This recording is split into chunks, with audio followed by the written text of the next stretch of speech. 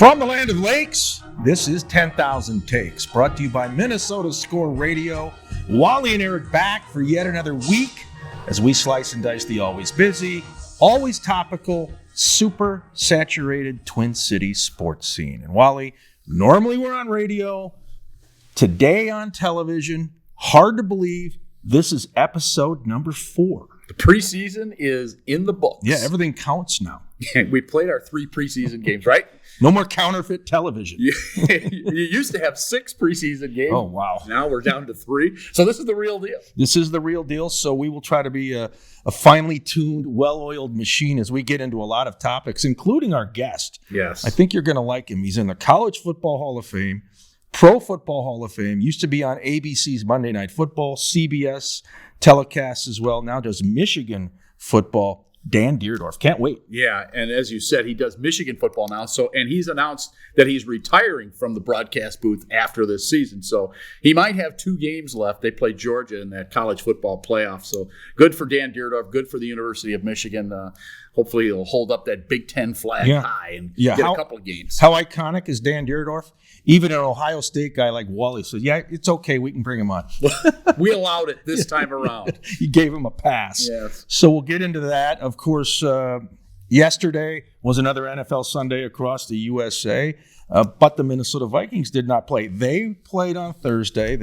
Well, it's good for Viking fans that they didn't play yesterday because they have chewed off every nail on both hands the way the Vikings seem to finish these games. They're the tightrope team. I mean, with the exception of a game against Seattle, everything else has been a one-score game, a couple of overtime games, and yeah, they move the needle as far as ratings go. You can't turn the channel when the Minnesota Vikings are playing because they're either going to come back and win it, or they're going to cough up a lead and lose it, or almost cough up a lead like they did against Pittsburgh, and it still came down to the final play. 29-0, went away, and as you said, it came down to the final play, and had they lost the football game, it would have been the greatest comeback in regular season history of every NFL game ever played if they had blown a 29-0 lead, but they didn't. They hung on, and now they live to play for another day, more or less.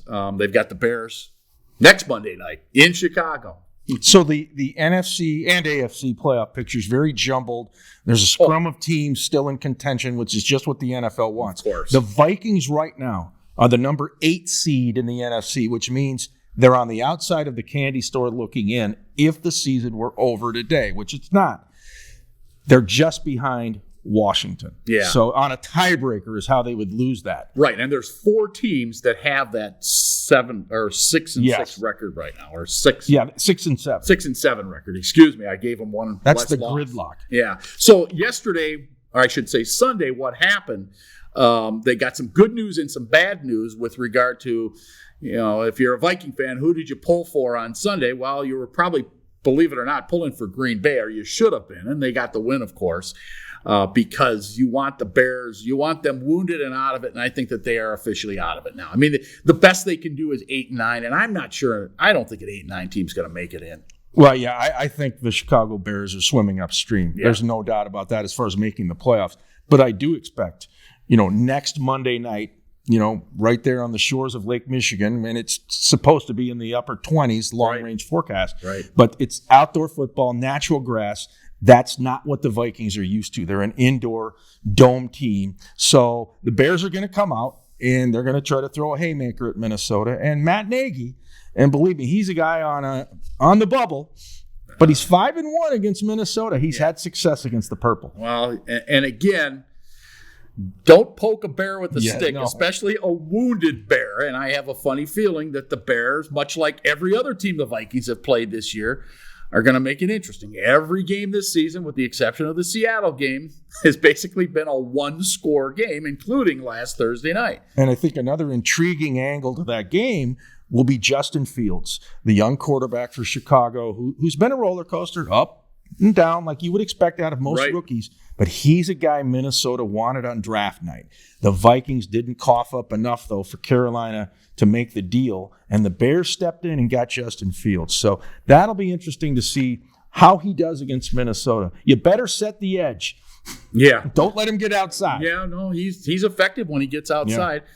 Kind of unlike what we have now in Kirk Cousins. Cousins is great if he's got a clean pocket and if he's got a running game, and he can make throws. It's just, as we've said, and you've heard some of the great analysts we've had on here, including Chuck Foreman, when he does not have those things in place is when Kirk Cousins has trouble. And he has, let's face it, he was not on his game on Thursday night. He had made a couple of really nice throws, but it's not the Kirk Cousins we saw earlier in the season, for sure. Yeah, the guy who was on his game was Dalvin Cook, who ran for 205 and 2 scores. He gashed Pittsburgh 153 yards in the first half. That was a Vikings record for one half of football. So Dalvin was fabulous. I think you may need more of Dalvin and the rest of your ground game down there in Chicago on the natural grass. And who knows? You may have snow, you may have rain. You never know. Vikings have 4 games left, 2 on the road, 2 at home. I think you got to win 3 of those 4 games. And you better beat the Bears twice, because you got the Rams and the Packers in the other 2 games. And I'm not so sure that, you're going to be able to beat both of those teams, especially the Packers. The way the Packers playing. I know the Vikings beat the Packers at US Bank Stadium, but the way that the Packers have been playing, and Aaron Rodgers, yes, he owns the Bears. I think that's official. He beat them again Sunday night. He has now thrown 61 touchdowns against 10 interceptions in his career against the Green Bay Packers. That's incredible. And against Chicago Sunday night, he was typical Aaron Rodgers. He was pinpoint, precision-like, and Captain Cool. Nothing rattles this guy. And if the Packers are smart, they'll link him to a 3 or 4 year deal and keep him in Green Bay. I think that's the best spot for him. Yeah, no question. All right, stick around. A lot more coming up. This is 10,000 Takes, your purple ticket. Hello, I'm attorney Lee Hutton. From my time playing football for the University of Minnesota Golden Gophers back in the 90s, to my current work in the courtroom with some of the most high-profile cases in the country. No matter the fight, I am there. I've represented and won cases for major corporations all the way to the everyday individual. From family law to entertainment law, contracts to trial litigation. I'm committed to my clients in presenting their story. Please contact me at lhutton@thehuttonfirm.com. From the first time you pick up a tuned-up custom rod, you'll know you're holding something special. A rod not mass-produced, but built one at a time by the hands of gifted craftsmen. Rods like the Precision, ice fishing's most versatile multi-species rod, or the Precision Noodle with a tip so sensitive you'll never fish a spring bobber again. And the Commander, the rod that's never met a big fish it couldn't best. Tuned-up custom rods. Ice rods handcrafted for you and the way you fish. We are 10,000 Takes, Wally and Eric with you, and we're going to talk some college football, pro football, with a guy who's been all over the board, currently one of the broadcasters on the radio of Michigan, the University of Michigan Wolverines football broadcast team. Dan Dierdorf, the Hall of Famer, NFL, long career in the NFL with the St. Louis Cardinals. He's in the College Football Hall of Fame and the Pro Football Hall of Fame. Dan, welcome to the show. Tell us about this Michigan squad that's going to be playing against Georgia and one of your hopefully two remaining broadcasts. Yeah, that would be. The way I'm looking at it, we're already playing on house money.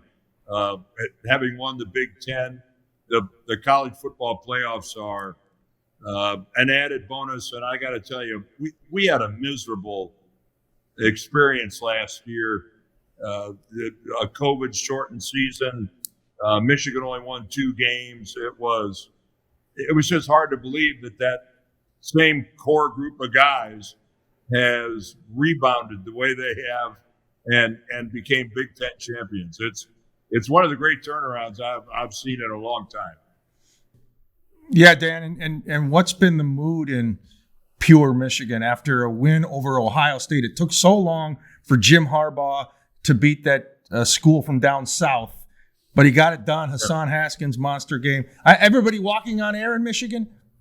Oh, yeah, everyone's quite happy. That was becoming quite a burden. And I always thought it was kind of interesting how it became Michigan's burden. Last I checked, we weren't the only school in the Big Ten that was having problems with Ohio State.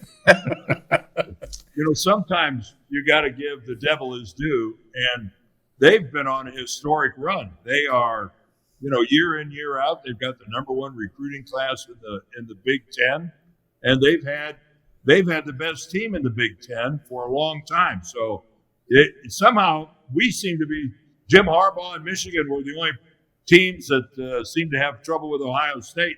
Everyone conveniently forgot. Boy, as an Ohio guy, how did you end up at Michigan? Well, it was pretty easy. Woody Hayes didn't offer me a scholarship. Oh, that kind of solved that, huh? Well, yeah, and you'd like to say it's because he didn't know who he was, but he actually spoke at my high school banquet when I was a senior in high school. He coached my high school coach, and he offered a scholarship to a linebacker on my team. So obviously he saw lots of film on me and didn't like anything. Well, and it's crazy too, Dan. So you're in the College Football Hall of Fame and the Pro Football Hall of Fame, which is right there in Canton, Ohio. Alan Page, who's an icon here in Minnesota, grew up a couple miles from you. So it's really a full circle journey, isn't it? It was hard to comprehend. I was 13 years old when I stood with my father and we watched Pete Rozelle break ground on the construction of the Hall of Fame. I only live about a mile away. I used to ride my bike down there, watch it being built. Once it was open, I went to every enshrinement, every Hall of Fame game until I started playing in the NFL.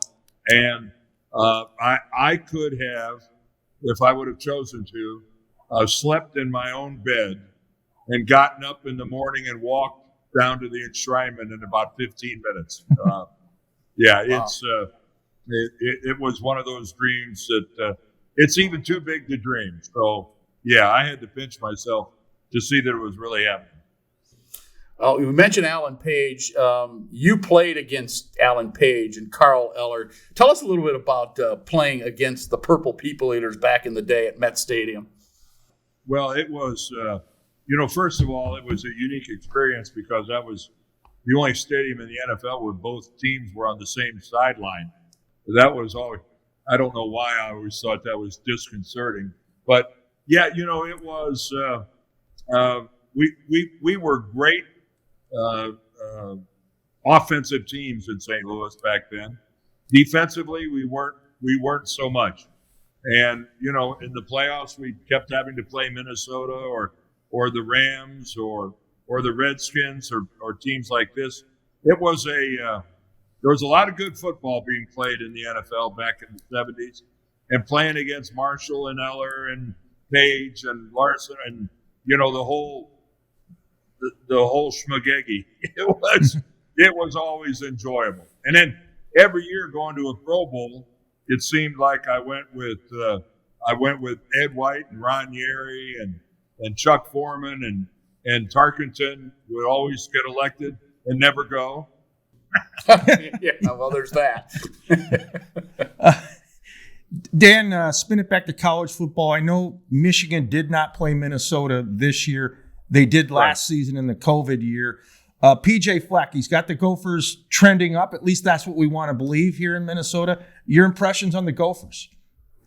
Well, I had the pleasure of Michigan played in Minnesota, I'm going to say maybe like 3 years ago.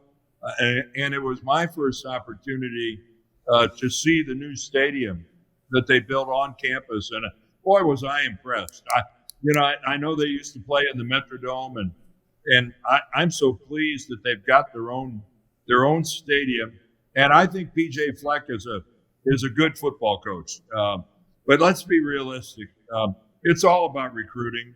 It's how do you get kids to believe that going to Minneapolis and Minnesota is their best bet, that they're going to be better there than they are in Ann Arbor or Columbus. And it's so competitive nowadays, and now it's even going to become more so with the changes with NIL and what that's going to mean about with players earning money off the field. So the game, he's a good coach. It's all going to boil down to recruiting, though, when you're going to build a long-term program. Do you like the NFL game today, the way it's played? It's certainly different from when I played. Players will certainly play longer. They will. When I play, it's hard to describe to people, but when I played in the NFL back in the 70s, it was the wild, wild west. You could pretty much hit anybody, anywhere you wanted, any place on the field, as long as the whistle hadn't blown.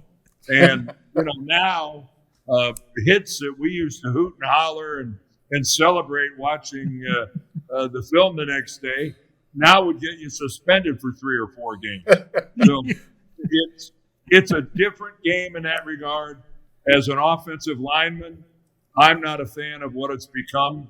It reminds me more of sumo wrestling than it does of the old way that we used to block and pull and trap and all those sorts of things. But yeah, I still like watching it, but it's different. Conrad Dobler would not last these days, would he? Oh my God, Conrad would have gotten thrown out in warm-ups. Dan, hey, thanks for joining us here on 10K Takes. We miss you on Monday Night Football, ABC, CBS, and I sure wish MNF would come back to ABC. Well, I was so thrilled and really lucky that I did Monday Night Football when it was still Monday Night Football. And I say that in the sense that, the NFL, for whatever reason, and it made no sense to me, they devalued Monday night and put all their emphasis on Sunday night. Sunday night is the window now that gets all the best games. They get the flexible schedule, and I'm just happy that when I was a part of Monday Night Football for those 12 years, we were the franchise that got the best games. We got the best ratings. There was no game on a Sunday that got a rating comparable to what we got on Monday night. And the chance that I got to spend 12 years with Al Michaels and standing next to Frank Gifford will be something that'll be meaningful to me until the day I die. Well, we appreciate you spending some time with us, Dan, and sharing those thoughts. We look forward to maybe talking to you again down the road, and good luck to your Wolverines. Well, thank you very much. It doesn't matter who goes where in the Big Ten. I'm a Big Ten guy, so go Gophers. Yeah. Thanks, Dan. All right. He is Dan Dierdorf, Hall of Famer, College Hall of Fame, Pro Football Hall of Fame, right here on 10,000 Takes. Stay with us. From the first time you pick up a tuned-up custom rod, you'll know you're holding something special. A rod not mass-produced, but built one at a time by the hands of gifted craftsmen. Rods like the Precision, ice fishing's most versatile multi-species rod, or the Precision Noodle with a tip so sensitive you'll never fish a spring bobber again. And the Commander, the rod that's never met a big fish it couldn't best. Tuned-up custom rods. Ice rods handcrafted for you and the way you fish. Hello, I'm attorney Lee Hutton. From my time playing football for the University of Minnesota Golden Gophers back in the 90s, to my current work in the courtroom with some of the most high-profile cases in the country. No matter the fight, I am there. I've represented and won cases for major corporations all the way to the everyday individual. From family law to entertainment law, contracts to trial litigation. I'm committed to my clients in presenting their story. Please contact me at lhutton@thehuttonfirm.com. 10,000 Takes, Wally and Eric. I guess the good news over this past weekend was that your Gopher men's basketball team got a signature win on the road at Michigan in Ann Arbor. They win by a score of 75-65 over a Michigan team that was ranked earlier in the year. Now, they have struggled a bit of late, but the fact that they went and won in Chrysler Arena, something that hasn't happened since 2011. So in other words, Richard Pitino was 0 for 8 in his 8 years of playing Michigan in Chrysler Arena, and your guy Ben Johnson goes in there and wins one right away. Yeah, I mean, pure Michigan. To go in, do Ann Arbor on a Saturday night. Remember, the Wolverines were an Elite Eight team last season. They knocked on the door of the Final Four, just missed getting in.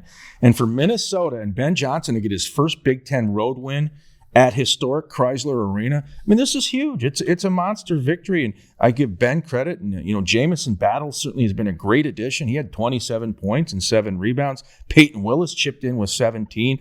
Minnesota is now 8-1, 1-1 in the Big Ten. I think if you would have said before the season, out of the gate, playing Michigan State and Michigan, you'll get a split. Realistically, Gopher fans would be doing cartwheels in Dinkytown, right? I mean, because they are predicted to be a bottom barrel team in the Big Ten, but they aren't playing like it. Kudos to the Gophers. Bottom barrel, they were picked to come in last place in the Big Ten. And that's 14 teams. 14 teams, the Big 14. They were picked to be 14. I don't think that's going to happen. I think that they will be at least a middle of the pack team. They obviously have some juice. I mean, they've won on the road already in the Big Ten. They've won a couple of Big Ten, I should say, Power 5 conference games already as well. They won at Pittsburgh, and Mississippi State, and they won at Mississippi State. And those are State. resume wins for the tournament committee. And you and I talked to Ben Johnson about a month ago. He was at a Timberwolves game, and we interviewed him for the 10K Takes radio show. And I was impressed by his demeanor. He knows that the expectations are low.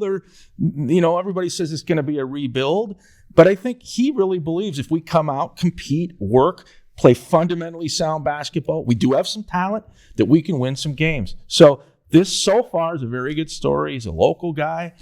He was at Xavier, which is a top-notch program, and he played for the Gophers, assistant coach for the Gophers. Got Dave Thorson on his staff to help guide him through some, rough waters whenever those come, and they will come in the Big Ten. But I think, this is right now looking very good. Yeah, well, and he came here with the cupboard bare. I mean, let's face it, there was nothing there. They brought back Eric Curry, and that's really the only guy that of any note that returned to the roster this season and basically brought in everybody else new. Talked Peyton Willis into coming back. Jamison Battle came in. Just a number of others that have come in and made this thing the real deal for them. So they've played well, and 8-1. I think we'll take that any day of the week. As you said, I don't think many people would have figured that they would be 8-1 at this point and 1-1 in the Big Ten. And a Tuesday night date with Texas A&M Corpus Christi at the Barn. And don't sleep on the Islanders. They're 9-1. Yeah, they're 9-1. They're only lost to Texas A&M. To the real Texas A&M. The Aggies. The Aggies. So the Islanders lost to the Aggies. That's their only loss so far. Yeah, so I would say Minnesota gets that win. Good non-conference win for the resume, right? Yeah, not bad at all. All right, well, we got to take a break, and when we come back, we're going to talk Timberwolves, Minnesota Wild, and takes of the day. All right, can't wait. Can't wait. You are watching 10,000 Takes, the TV show. Hello, I'm attorney Lee Hutton. From my time playing football for the University of Minnesota Golden Gophers back in the 90s, to my current work in the courtroom with some of the most high-profile cases in the country. No matter the fight, I am there. I've represented and won cases for major corporations all the way to the everyday individual. From family law to entertainment law, contracts to trial litigation. I'm committed to my clients in presenting their story. Please contact me at lhutton@thehuttonfirm.com. From the first time you pick up a tuned-up custom rod, you'll know you're holding something special. A rod not mass-produced, but built one at a time by the hands of gifted craftsmen. Rods like the Precision, ice fishing's most versatile multi-species rod, or the Precision Noodle with a tip so sensitive you'll never fish a spring bobber again. And the Commander, the rod that's never met a big fish it couldn't best. Tuned-up custom rods. Ice rods handcrafted for you and the way you fish. 10K Takes, the television show, episode number 4. Wally and Eric with you. And, of course, we've hit that final segment of the program, which means takes of the day. Are you an angry American, a cranky Yankee, a giddy guardian, a grumpy guardian? We have a mood meter to register your demeanor. So we're going to find out what it is today. Well, as you know, we both were at U.S. Bank Stadium last Thursday night. Pittsburgh Steelers, Minnesota Vikings, and I'm riding on the light rail into the stadium, and I get a text from you. It says, "You better have your earplugs ready." And I go, "Oh boy, here we go." Sure enough, you get in the building, and the music is blaring at a high decibel level. And I'm not talking about the noise in the stadium created by the fans. The fan base is great. They're loud. They had plenty of time to get lubed up. It's a night game. It's a Thursday night game. These folks a lot of them probably took Friday off. But it was, again, just mind-numbing, the noise that comes through those speakers in-house. And I'm talking about the music. They've got it cranked up so high. They could play the music at a normal level and still be effective. I just don't understand why they have to send everybody home with an earache week after week. It just does me no good. It makes no sense. Let the fans create their own organic noise.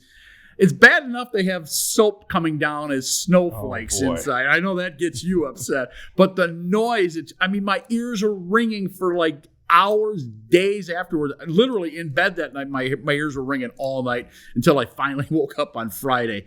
But I could do without all the noise. You talk about the mood meter pegging it.